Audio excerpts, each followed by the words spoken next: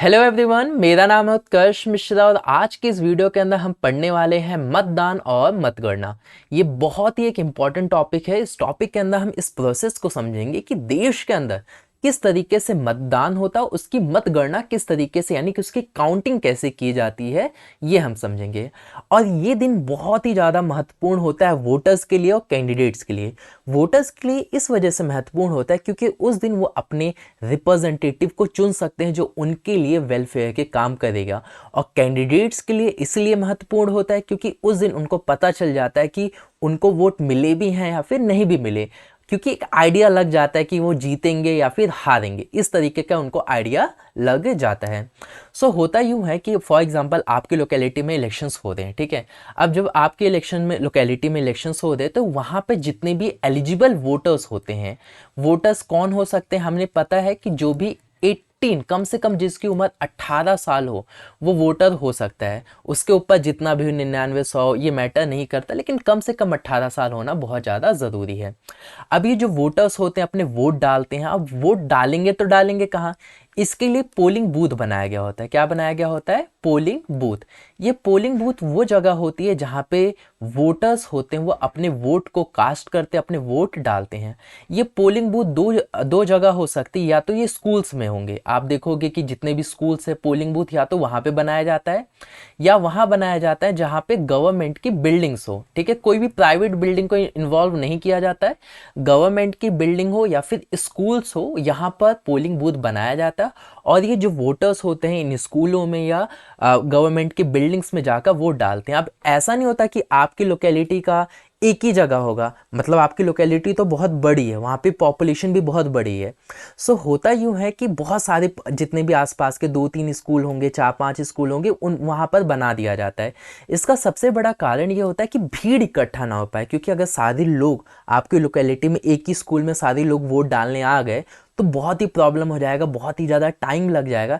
इसी वजह से कई स्कूल्स में, कई गवर्नमेंट बिल्डिंग्स में उस पोलिंग बूथ को बनाया जाता है ताकि सब आराम से टाइम से अपना वोट कास्ट कर पाए, कोई ऐसा बंदा रह ना जाए जो वोट ना डाल पाए इस भीड़ भाड़ की वजह से।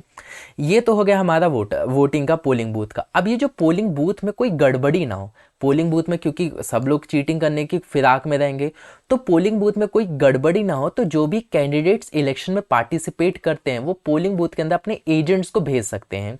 एजेंट्स को बोल देंगे भाई जाके चेक करो कि कोई भी गड़बड़ी ना हो पाए। अगर कोई भी गड़बड़ी होती है तो मुझे बताओ, मैं आगे शिकायत लगाऊंगा, या पुलिस ऑफिसर्स को बताओ, वहाँ के जो कर्मचारी काम करे उनको आप बताओ। तो जो एजेंट्स होते हैं वहाँ पर जाते हैं और देखते हैं कि कोई भी वहाँ पे कोई भी दूसरी पॉलिटिकल पार्टी का बंदा वहाँ पे चीटिंग करने की कोशिश ना कर रहा हो। ये इतना आ गया आप लोगों को समझ। अब जब ये जो वोटर्स होते हैं जब पोलिंग बूथ में पहुँचते हैं तो ये वोट डालते हैं। अब पोलिंग बूथ जो जो वोटर्स होते हैं जब वो वोट डालते हैं, पहले तो जो वोट डालने का जो तरीका था ना बैलेट पेपर पे था। बैलेट पेपर देख लो कुछ इस तरीके से दिखता है। और आजकल जो लोग वोट डालने डालते हैं वो एक मशीन होती है जिसे हम ईवीएम मशीन कहते हैं। ये ऊपर की फर्स्ट इमेज है, ये है ईवीएम का मतलब होता है इलेक्ट्रॉनिक वोटिंग मशीन। पहले आजकल तो इस प्रोसेस से चलता है, लेकिन पहले जो होता था बैलेट पेपर पे लोग हैं वो वोट डालते थे। बैलेट पेपर समझते हैं इसमें क्या होता था? बैलेट पेपर में होता यूं था कि आप ये देख सकते हो कि अलग अलग पॉलिटिकल पार्टीज के यहाँ पर नाम है, नाम तो नहीं है वैसे, पार्टी ये पार्टी भी लिखा है। तो यहाँ पे अलग अलग पॉलिटिकल पार्टीज के नाम होते थे, मतलब जो लीडर वहाँ से खड़ा है यहाँ पे उनके लोगो हुआ करता था। और ये वोटर है, वोटर को जिस पे भी उसको लगता था कि ये एलिजिबल कैंडिडेट है उस पे वो इस तरीके का थप्पा लगा दिया करता था, अपना स्टैंप लगा दिया करता था। ठीक है, स्टैंप उसको वहीं से प्रोवाइड मिलता था, स्टैंप लगा दिया करता था और वोटिंग बॉक्स हुआ करता था उसमें सबमिट कर दिया करता था। और फिर काउंटिंग वगैरह की जाती थी। आजकल थोड़ा बदल चुका है, सिस्टम एडवांस हो चुका है। तो आजकल एक मशीन होती है, ठीक है, ये ईवीएम मशीन होती है। इस मशीन के अंदर भी सेम वही होता है, कैंडिडेट का नाम होता है, उसका फोटो रहता है ताकि लोग अच्छे से पहचान पाएँ। और वो जिस पार्टी से बिलोंग करता है या फिर उसके लोगो क्या है वो लगा यहाँ पर रहता है। तो देख सकते हो इस तरीके से यहाँ पे बना हुआ है। अब किसी को भी वोट करना होता है तो वो इन बटन्स को प्रेस करके जिस भी कैंडिडेट को उसको लगता है ठीक है ये कैंडिडेट को मैं वोट देना चाहता हूँ, उसके सामने बटन पे वो प्रेस करता है और उसको वोट चला जाता है।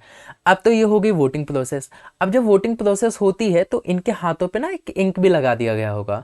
आपने देखा होगा कि जब आपके पेरेंट्स हैं वो वोट डालकर आते हैं तो उनके हाथों में इंक लगी रहती है, आप चेक जरूर करना। वो इंक इस वजह से सिक्योर करने के लिए होता है, कोई चीटिंग ना कर रहा हो, पता चले कोई दूसरा बंदा आके वोट डालने की कोशिश कर रहा हो, ऐसा ना हो, इसी वजह से उनके हाथ में आइडेंटिफाई करने के लिए इंक लगा दी जाती है। अब इतनी चीज़ें तो आप लोगों को समझ में आ गई, लोग आए वोटिंग डाल भी दिए।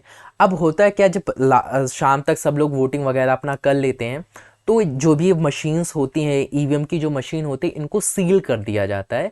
इनको सील करके बहुत ही सेफली जगह पे इनको लेकर जाया जाता है, फुल सिक्योरिटी में लेकर जाया जाता है, ताकि कोई भी जो बंदा हो वो इसके साथ छेड़छाड़ ना कर पाए, गड़बड़ियाँ ना कर पाए।